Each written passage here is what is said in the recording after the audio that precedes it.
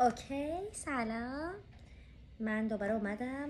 ما الان تو بالی هستیم، اندونزی. من 2 تا دیگه نودل خریدم از اندونزی، میخوام درستشون کنم با هم بخوریم ببینیم چجوریه. اینایی که من امروز خریدم از این سوپرمارکته خیلی همش روشون زده تون.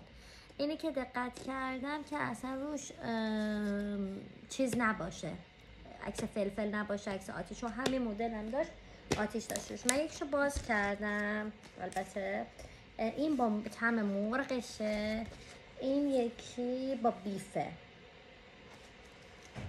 با طعم بیفه. حالا من الان جفتشو درست میکنم بهتون میگم که چجوریه. خودش هم چنگال داره، 2 تا هم سس داره، یعنی یه سس داره با یه دونه ادویه. و خیلی جالبه که نودلش هم تو بسته بندی، اولین نودلیه که من دیدم اینجوری تو بسته بندیه.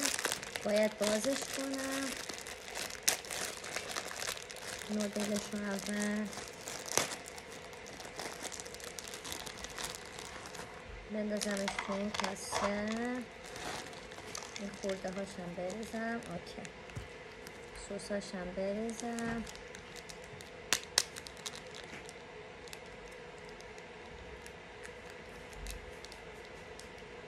البته این ادویه‌شه بریزم. خیلی این چیز خاصی توش نداره، مزه، یعنی حتی توی این پودرش هم اگه ببینین آسیاب شده از، مثلا بعضیش از تیکه های سبزیجاتی اینا هم داره، این اینجوری نیست. روغنش هم میریزم، ادویه هاشم کامل میریزم. چسبش هم کندم. این یکی هم بیفشه، اینم آماده میکنم الان.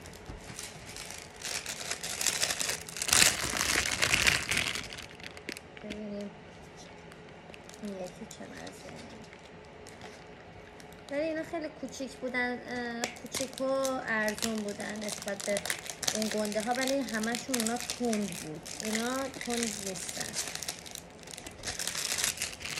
بعدم با مرغ و بیف روشون نوشته حلال. خب این یکی هم باز همین جوریه، همین جوری 2 تا، البته این 3 تا ادویه داره، 3 مدل چیز تو دستشه. مدلش هم که همون شکلی باز تو بسته بندیه.